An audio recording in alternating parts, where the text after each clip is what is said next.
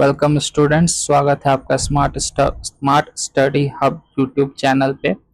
आज की वीडियो में हम लोग क्लास 9 का चैप्टर 8 हिज फर्स्ट फ्लाइट, जिसको लाइम ओ फ्लैथरी ने लिखा है, उसका ग्रामर हम लोग करने वाले हैं जो बुक में दिया हुआ है। तो बुक में आप लोग देखेंगे तो जहाँ पे ग्रामर पोर्शन दिया है वहाँ पे इस तरह का कुछ दिया है। ये क्या है, चलिए देखते हैं। तो सेट 1 यहाँ पे एडजेक्टिव दिया हुआ है। ही अटर अ जॉयफुल स्क्रीम, उसने जो है एक खुशी आवाज निकाली। ही स्क्रीम्ड विद जॉय, उसने खुशी से आवाज निकाली। ही स्क्रीम्ड जॉयफुली। ठीक है, सबका सभी लाइन का जो मतलब है ना, क्या है कि उसने खुश होकर खुशी में आवाज निकाली। लेकिन जॉयफुल क्या है, एडजेक्टिव है। जॉय क्या है, नाउन है। जॉयफुली एडवर्ब है। ठीक है, वही यहाँ पे लिखा है in set 1 the adjective joyful is changed into noun form joy and its adverb form joyfully। आगे देखते हैं। Set 2 he pretend to be falling asleep, उसने सो जाने का नाटक किया। प्रिटेंडेड ये क्या है, वर्ब है। प्रिटेंशन ये भी ये क्या है, नाउन है। प्रिटेंशियस एडजेक्टिव है। लेकिन सबका मतलब क्या है, सबका मतलब है सोने का नाटक करना। ठीक है, प्रिटेंड का मतलब होता है नाटक करना, मतलब धोखा देना नहीं बोल सकते हम लोग। जैसे कि कुछ काम को करने का, जैसे यहाँ पे सोने का नाटक किया जा रहा है, प्रिटेंड किया जा रहा है कि सो गया है लेकिन असल में सोया नहीं है। ठीक है, वो यहाँ पे लिखा है in set two verb pretend has been transform into the noun from pretension and adjective from pretentious। We can transform a sentence by interchanging parts of speech without changing its meaning। Parts of speech, verb, noun, adjective, adverb, ये सब को हम लोग जो है बिना sentence का मतलब चेंज किए हुए चेंज कर सकते हैं। ठीक है, और कैसे कैसे ये चेंज होता है, इसका क्या रूल होता है, किस तरह से इसको हम लोग बनाते हैं और सेंटेंस में चेंज करते हो, क्या क्या चीज का हम लोग को ध्यान रखना होता है, वो सब जानना है तो मेरे साथ बने रहिए। 2026 में जनवरी में मैं ग्रामर पूरा शुरू से अंत तक कवर करने वाला हूं। तो चलते हैं हम लोग आगे देख लेते हैं क्या है। एक्सरसाइज 4 में दिया गया है change the part of speech on the given word in the chart. यानी कि यहाँ नाउन ब्यूटी दिया है, ब्यूटी का वर्ब हम लोग को लिखना है, एडजेक्टिव लिखना है, एडवर्ब लिखना है। डेंजरसली उसका एडवर्ब दिया हुआ है, एडजेक्टिव लिखना है, वर्ब लिखना है, नाउन लिखना है। केयर वर्ब दिया हुआ है, नाउन लिखना है, एडजेक्टिव लिखना है, एडवर्ब लिखना है। स्ट्रांगली एडजेक्टिव, वर्ब और नाउन लिखना है। तो ब्यूटी, ब्यूटी का वर्ब क्या होता है, ब्यूटीफाई। ब्यूटी का वर्ब क्या होगा, beautify. B E A U T I F Y, beautify. उसी तरह एडजेक्टिव, ब्यूटी का एडजेक्टिव क्या हो जाएगा, beautiful. B E A U T I F U L, beautiful. और एडवर्ब, ब्यूटी का एडवर्ब क्या होता है, तो एडवर्ब हो जाएगा इसका beautifully. B E A U T I F U double L Y, beautifully. Dangerously adjective क्या होगा, danger, dangerous, D A N G E R O U S, dangerous. Verb क्या होगा डेंजरसली का, वर्ब हो जाएगा मेरा endanger, E N D A N G E R, endanger. और noun क्या होगा, danger, D A N G E R. इसी तरह केयर है, केयर का नाउन क्या हो जाएगा? केयर का नाउन केयरफुलनेस, केयरफुलनेस। एडजेक्टिव जब लिखेंगे तो क्या होगा? केयरफुल। और एडवर्ब लिखेंगे तो क्या लिखेंगे? केयरफुली। कुछ कुछ समझ में आ रहा होगा। जब एडवर्ब होता है तो बहुत सारे वर्ड होते हैं जिसमें फुली लग जाता है। डेंजरसली, ली, ये जो ली वाला होता है ना, वही एडवर्ब होता है। स्ट्रांगली, चलो स्ट्रांगली एडवर्ब दिया है, एडजेक्टिव लिखना है, क्या होगा? स्ट्रांग। वर्ब लिखना है, क्या होगा? स्ट्रेंथन।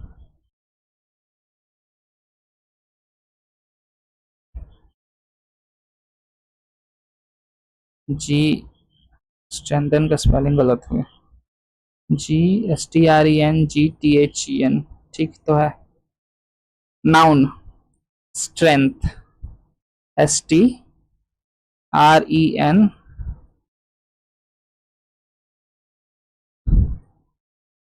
STRENGTH, strength. ठीक है, चलते हैं exercise 5। Rewrite the sentence changing the form, underline the word as directed. Honesty, he is known for his honesty. Honesty का हम लोग को क्या करना है? एडजेक्टिव फॉर्म लिखना है। तो ऑनेस्टी का एडजेक्टिव फॉर्म क्या होता है? ऑनेस्टी का एडजेक्टिव फॉर्म होता है ऑनेस्ट। इसको सेंटेंस में लिखना है, क्या लिखेंगे? It is known that he is honest. It is known that he is honest. Second, she spoke with kindness, change into adverb form. Kindness का एडवर्ब लिखना है, तो काइंडनेस का एडवर्ब क्या होता है? काइंडली।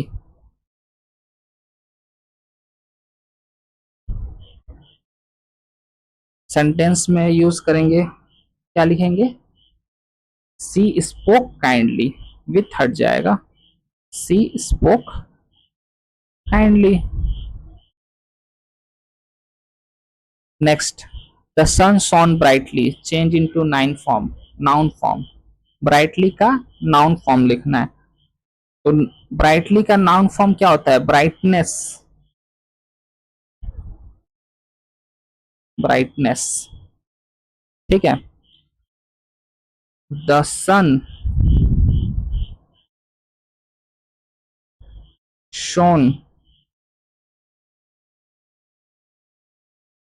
With brightness.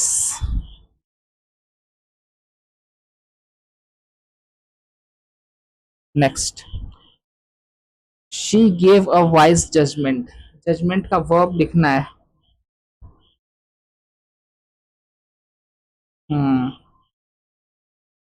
जजमेंट,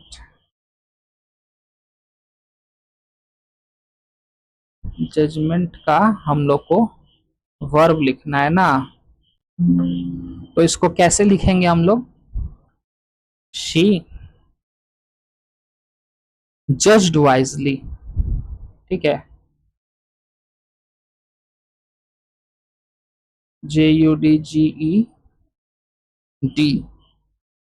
जज wisely. ठीक है, नेक्स्ट हम लोग चलते हैं एक्सरसाइज 6। राइटिंग स्किल दिया हुआ है।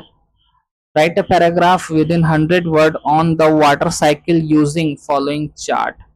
वाटर साइकिल यानी कि जल चक्र, किस तरह से समुद्र और नदियों का जल जो है वो भाप बन के हवा में उड़ जाता है, बादल बनता है, फिर बादल ठंडा होता है, ठंडा होके वो घनीभूत हो जाता है, भारी हो जाता है, और फिर बरस पड़ता है, वाटर फिर से हम लोग को मिल जाता है धरती पे। और फिर यही जो साइकिल है, फिर वही वाटर जो है वो धूप से, सूरज की गर्मी से जो है वो भाप बन जाता है, और फिर यही चक्र जो है वो बार बार चलता रहता है। यही अपना वाटर साइकिल है, इसी पे हम लोग को पैराग्राफ लिखना है। तो सबसे पहले हम लोग हेडिंग डाल देंगे अपना, लिख देंगे water cycle.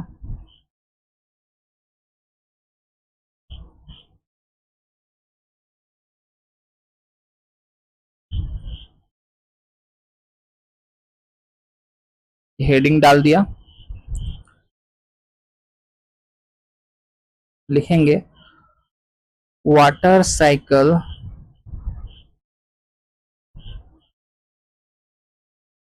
Water cycle is a cycle, cycle मतलब चक्र, ठीक है, जल चक्र। Water cycle is a cycle of process. Hmm water cycle is a cycle of process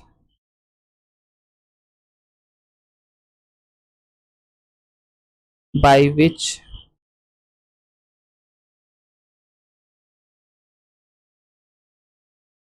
water circulate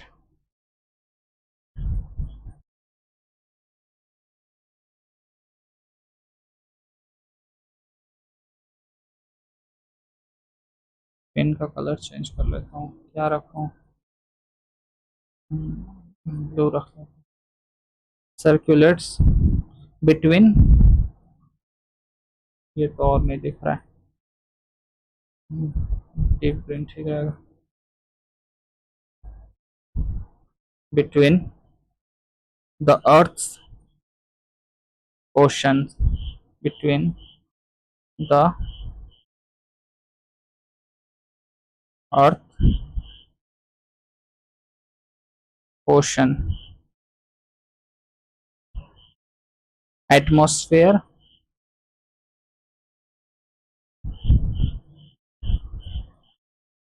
and land. जल चक्र एक ऐसा चक्र है जिसमें जो जल है वह स्थानांतरित होता रहता है, सर्कुलेट होता रहता है समुद्र, वातावरण और जमीन पर। एट फर्स्ट क्या क्या पॉइंट दिया गया, water evaporated from water bodies, ठीक है। At first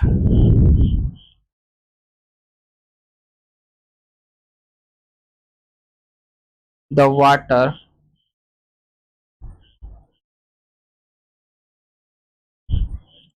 from all the water bodies,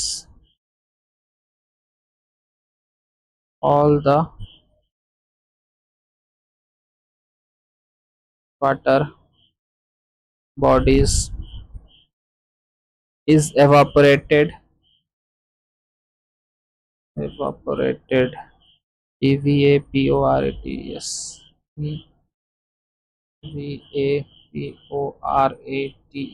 evaporates, evaporates by the heat of the sun, by the heat of the sun,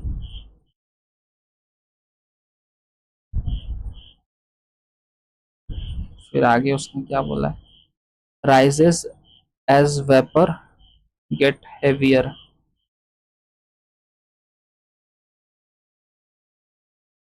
तो लिख देंगे then it is rises, then it is risen up as vapor, risen up as vapor, there the vapour, जो वाष्प है वह धूल कण के साथ मिलता है और मिलके क्या हो जाता है, भारी हो जाता है। There the vapour mix with dust and get heavier.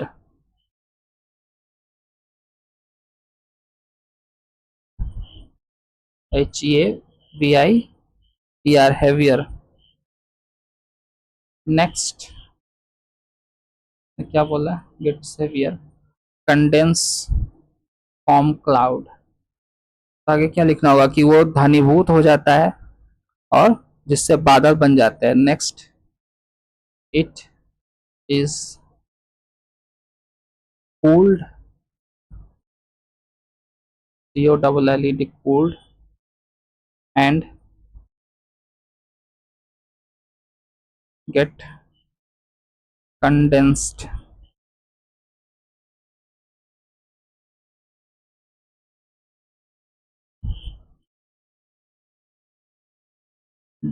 Then by this process the cloud form.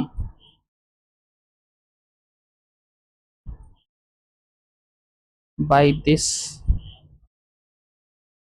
process the cloud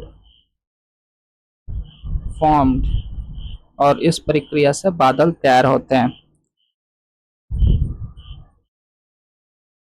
Fallen to earth as rain. Then it is cooled further. Then it is cooled further and droplet are formed.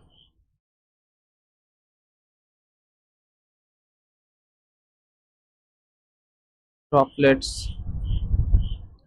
are formed. These droplets are fallen on earth. These droplets are fallen on earth as rain, and the cycle, and again the water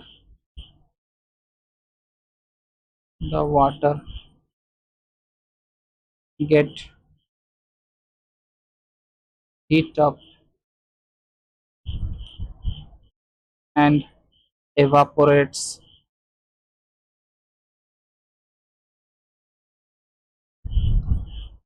and the cycle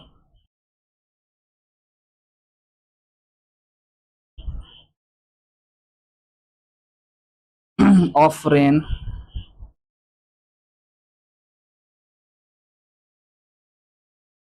cycle of rain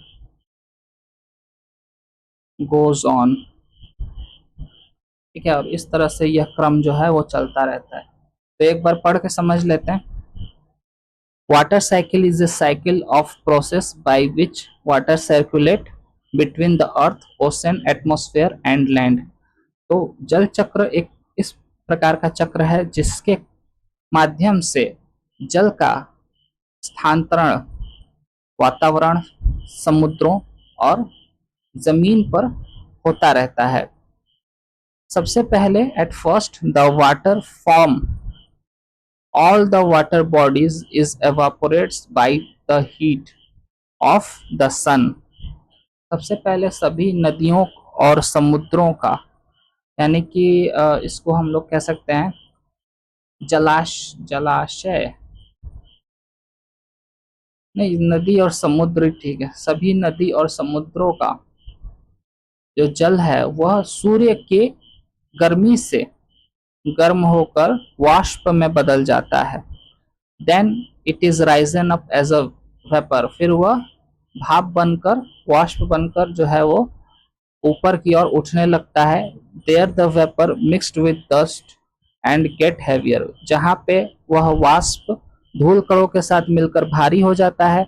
next it is cooled and get condense, और इसके बाद वह ठंडा होता है और घनीभूत हो जाता है। By this process cloud form, और इस प्रक्रिया द्वारा बादलों का निर्माण होता है।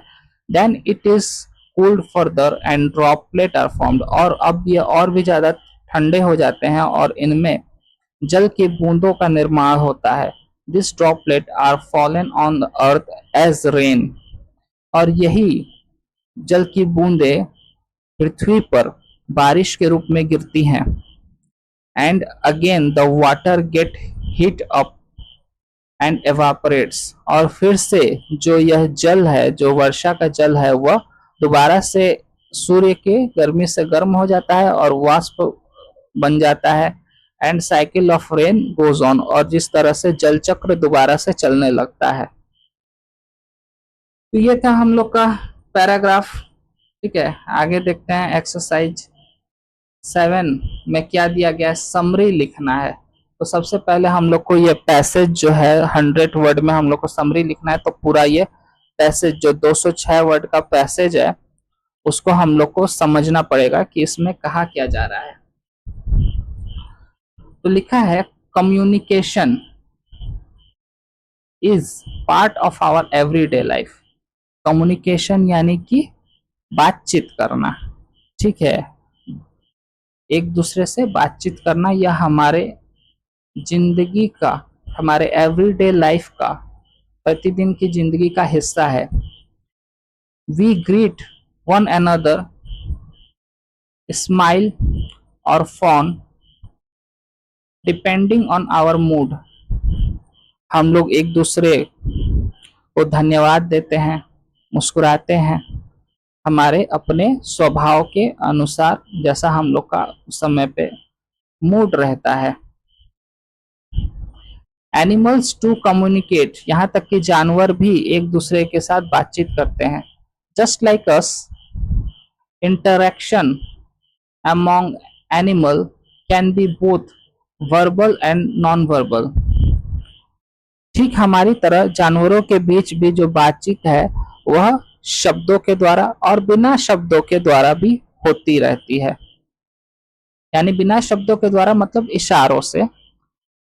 Sign is one way, sign is one way which bird, sorry singing, singing is one way in which bird can interact with one another.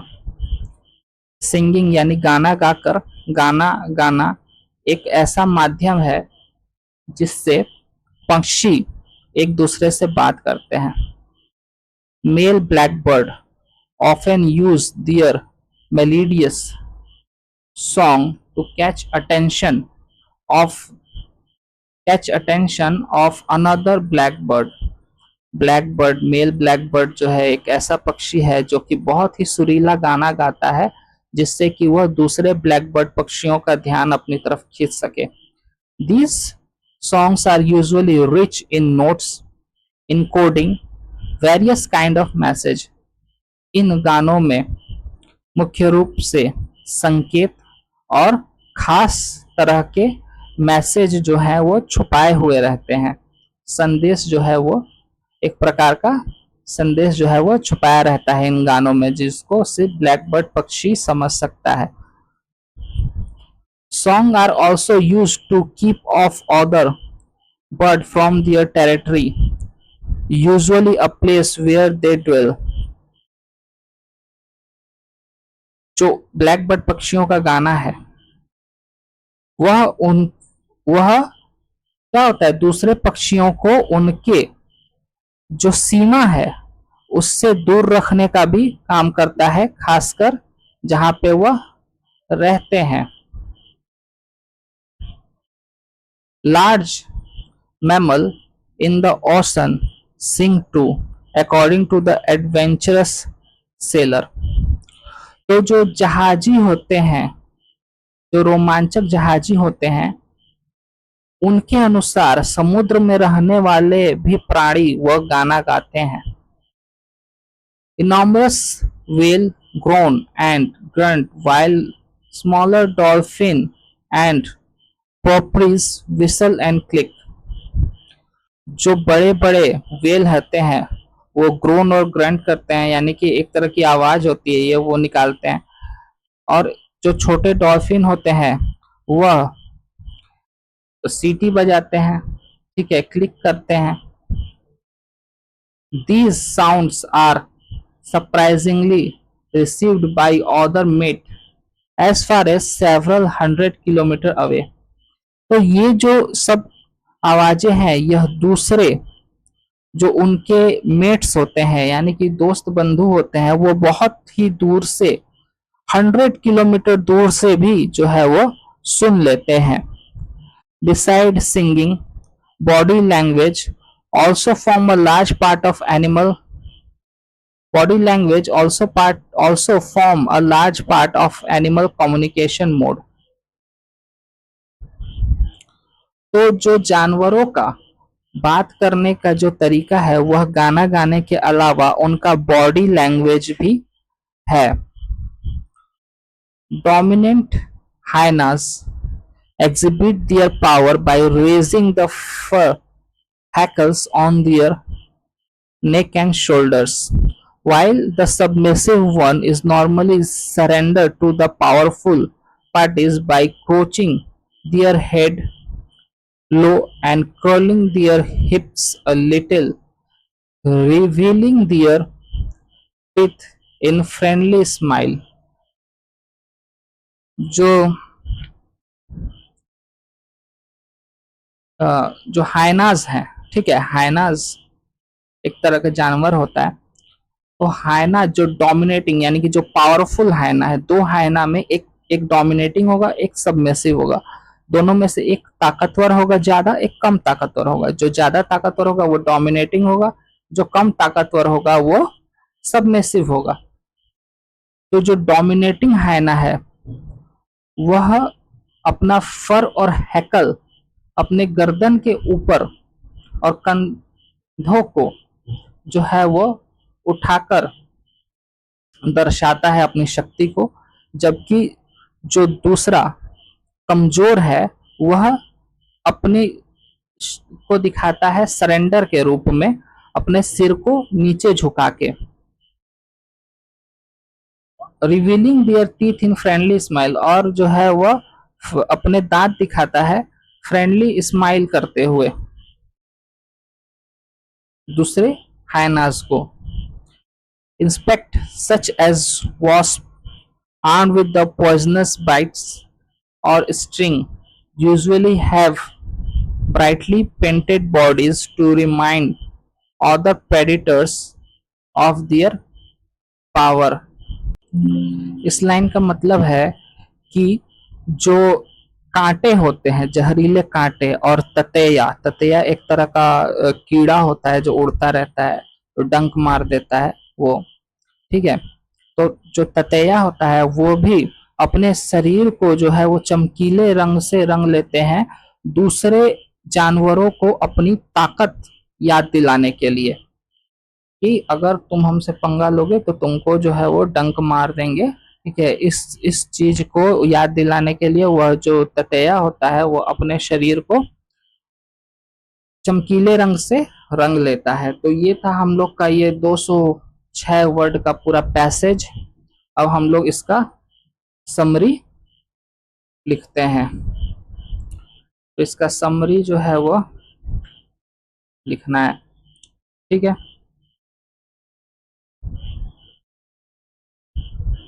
तो हम लोग जो है वो हेडिंग दे देते हैं summary.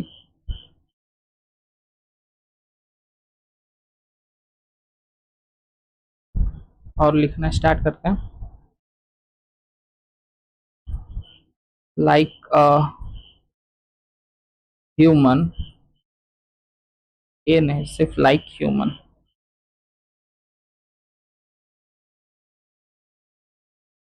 like human. Animal also communicate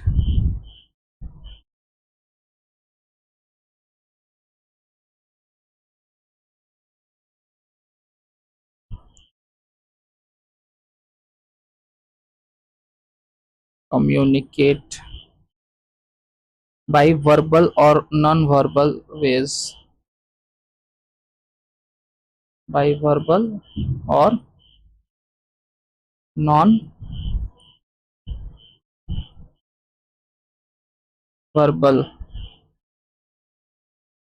ways. अब आगे क्या लिख सकते हैं? ये सिंगिंग वाला लिख सकते हैं ना, लिखेंगे सिंगिंग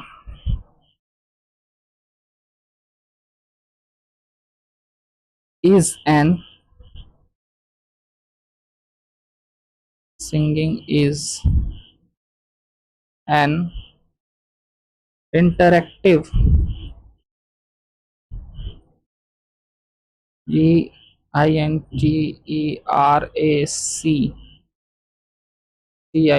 interactive, ग्रीन कलर अच्छा नहीं लग रहा, चेंज कर दो इंटरेक्टिव मीडियम, ये ठीक है, interactive medium used by birds,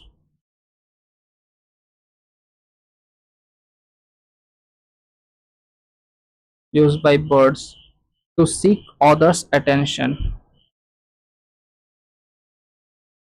to seek others attention, double T N T N, attention, to send message to others, to send message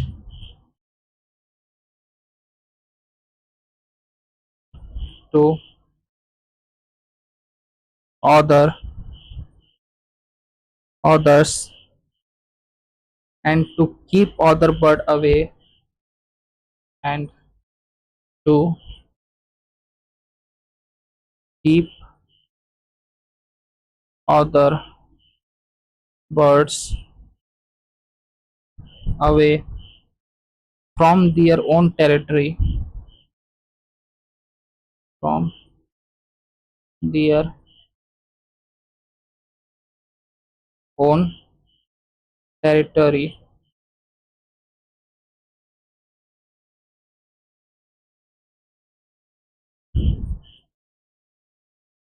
Among the sea animals, among the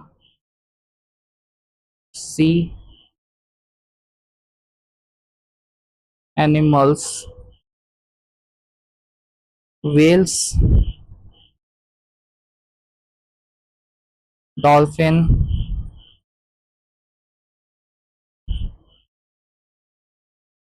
HINS, dolphins,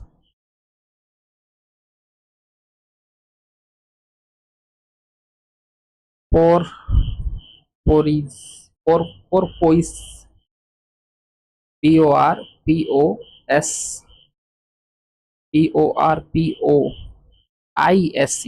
है ना, porpoise, ISES, porpoise, make different sound, make different sound, which are heard by other member, which are heard by other member of the species or other mate लिख देना ठीक रहेगा, इसमें तो met ही लिखा था ना, इससे लिख this sound other mate as several it by other mate as several 100 kilometers away, यहाँ पे other mates ठीक रहेगा।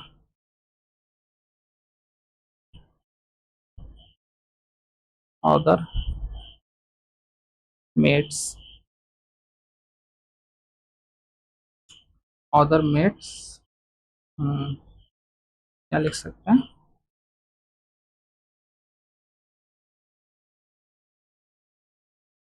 from very far, other mates from very far, ठीक है, छोटा करके लिखना होगा, समरी लिखना है ना, very far among the land animal, हाइना वाला लिख देते हैं among the land animal powerful one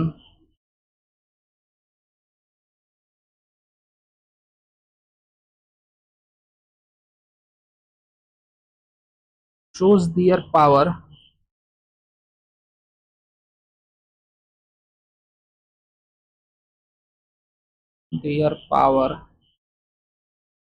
and weak one shows their submission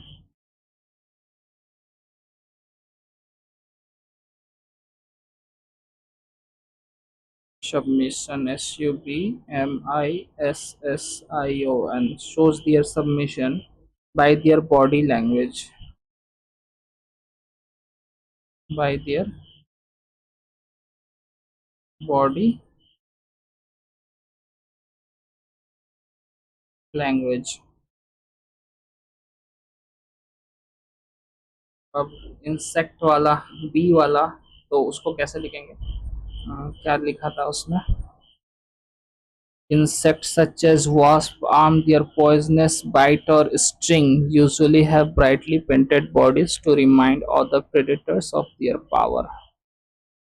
ठीक है, तो इसको कैसे लिख सकते हैं, insects also have power, insect also have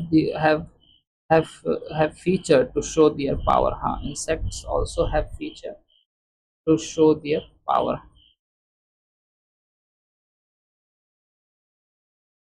insect also have feature to show their power. तो ये हो जाता है हम लोग का समरी फिनिश।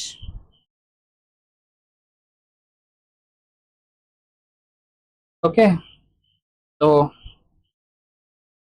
वीडियो को लाइक करो, चैनल को सब्सक्राइब करो, दोस्तों के साथ शेयर करो। कुछ नहीं समझ में आया या कोई डाउट है या तुमको किसी भी तरफ से कहीं भी कोई भी दिक्कत आ रही है उसको तुम कमेंट करो, ठीक है, मैं तुम्हारे प्रॉब्लम को जरूर सॉल्व करूंगा। ठीक है, मिलते हैं अगले चैप्टर में नए वीडियो में, तब तक के लिए गुड बाय। और चैनल को सब्सक्राइब करना और वीडियो को लाइक करना बिल्कुल मत भूलना। ठीक है, चलो गुड बाय।